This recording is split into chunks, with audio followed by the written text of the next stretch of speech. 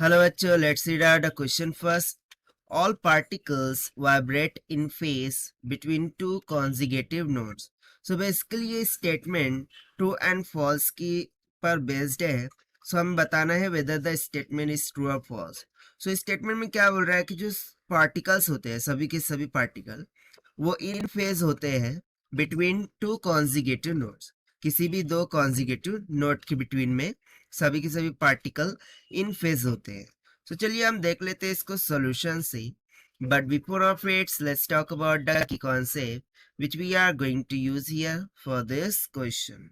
सो यदि मैं बात करूं displacement equation of the particle की, राइट, सो मैं वो y इज इक्वल्स टू लिख सकता हूं. लेट्स से कि y है, so y will be equals to क्या हो जाएगा 2 into amplitude into sine of kx dot cos of omega T.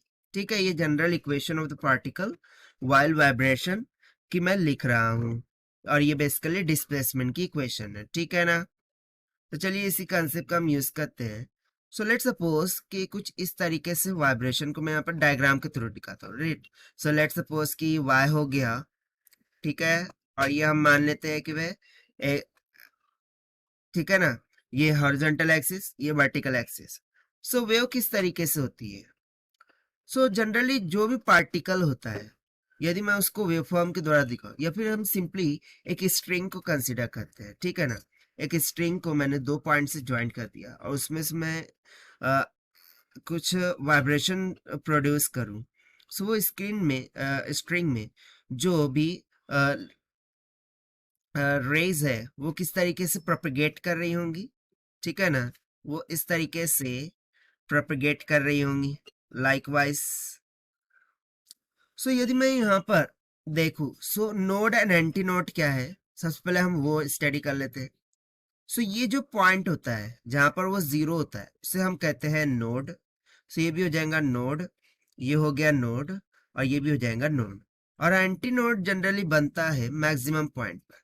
सो यहाँ पर ये क्या हो रहा है, मैक्सिमम हो रहा है. राइट, यहाँ पर ये क्या हो रहा है, मैक्सिमम हो रहा है. सो ये बेसिकली होता है एंटी नोड का पॉइंट. इसे हम क्या कहते हैं, एंटी नोड. अब हमसे एक क्वेश्चन में क्या बोल रहा है कि दो कॉन्जिक्यूटिव नोड्स के बारे में बात हो रही है. सो देखिए, पार्टिकल जो वाइब्रेशन करता है ना वो वर्टिकल के डायरेक्शन में करता है. यानी कि यहाँ पर जो भी पार्टिकल होगा वो अपवर्ड डायरेक्शन में इस तरीके से जा रहा होगा. राइट, इसको मैं एरो से इस तरीके से दिखा सकता हूँ कि वो ऐसे वर्टिकल डायरेक्शन में इस तरीके से जा रहा होगा. और फिर यहाँ पर वो कैसे जा रहा होगा, यहाँ से तो डाउनवर्ड डायरेक्शन में इस तरीके से क्या हो रहा होगा, जा रहा होगा. राइट, और फिर जैसे ही मैक्सिमम पोजीशन पहुंचेगा यानी कि यहाँ पर पहुंचेगा तो वापस से क्या हो जाएगा, रिटर्न होकर के ये इनिशियल पोजीशन पर आ जाएगा. अब जैसे ही हम स्ट्रिंग की बात करते हैं सो बेसिकली इसमें कैसा फॉर्म होता है कि इनिशियली वो अपवर्ड डायरेक्शन में यदि वाइब्रेशन कर रहा होगा, सो कुछ समय बाद वो क्या करता है, डाउनवर्ड डायरेक्शन में वाइब्रेशन करने लगता है. ठीक है ना, और उसकी वेवफॉर्म हमें कुछ इस तरीके से देखने को मिल जाती है. सो जैसे ही वो डाउनवर्ड डायरेक्शन में आएगा सो अब पार्टिकल कहाँ पर जाने लगेंगी, इस तरीके से डाउनवर्ड डायरेक्शन में जाने लगेंगी. फिर यहाँ पर जब डाउनवर्ड में जा रहे थे, ठीक है ना, हाफ वेव के लिए जब डाउनवर्ड में जा रहे थे वही हाफ वेव के लिए अब अपवर्ड में जाने लगेंगी. सो यहाँ पर वाइब्रेशंस को देखने से हमें क्या पता चल रहा है कि पहले यदि वो ऊपर जा रहे थे सो अब कहाँ जा रहे हैं, नीचे जा रहे हैं. ठीक है ना, अब कहाँ जा रहे हैं, नीचे जा रहे हैं. और हमें क्या फाइंड करना है, दो कॉन्जिगेटिव नोड्स के बिटवीन का फेस डिफरेंस. सो देखिए ये एक नोड ले लेते हैं और ये वाली एक नोड ले लेते हैं. तो ये जो पहले वाला जो हाफ पार्ट है उसके लिए यदि मैं पार्टिकल की डिस्प्लेसमेंट इक्वेशन लिखूं, ठीक है, सो वो क्या आ जाएंगी, y is equals to 2 times of a sine of k into X into cos of omega T. जहां पर x से डिस्प्लेसमेंट को दिखाता है, बेसिकली स्प्रिंग कांस्टेंट के द्वारा जो भी डिस्प्लेसमेंट होता है उसी तरीके से हम kx लिखते हैं. ठीक है ना. सो देखिए ये तो हो गया अपर पार्ट के लिए, ठीक है ना, ऊपर वाले पार्ट के लिए. सो इसको हम पिंक से ही दिखा देते हैं. so that you won't be confused. So ये जो मैं इक्वेशन लिख रहा हूँ डिस्प्लेसमेंट इक्वेशन, ये ऊपर वाले हाफ पार्ट के लिए, ठीक है ना, 2a sine of k of x into cos of omega T. और जब वो डाउनवर्ड में जा रहा था, सो उस टाइम पर उसका डिस्प्लेसमेंट क्या हो जाएगा, so y will be equals to, now see here, so इस पार्ट के लिए बेसिकली यदि मैं फेज शिफ्ट देखूं, सो ये टोटली 180 डिग्री से क्या हो गया है, फेज शिफ्ट हो गया है।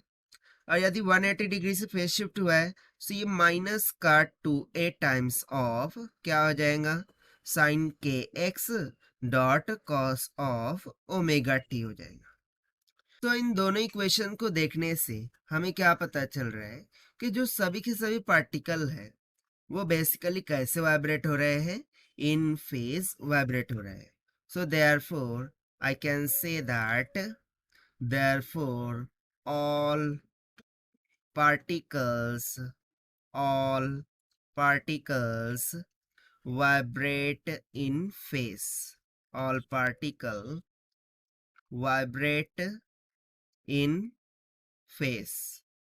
और देखिए यही हमें चेकआउट करना था, सो यही हो जाएगा हमारा आंसर जो कि हमने सॉल्व किया by using the conceptual displacement equation of the particle से, राइट।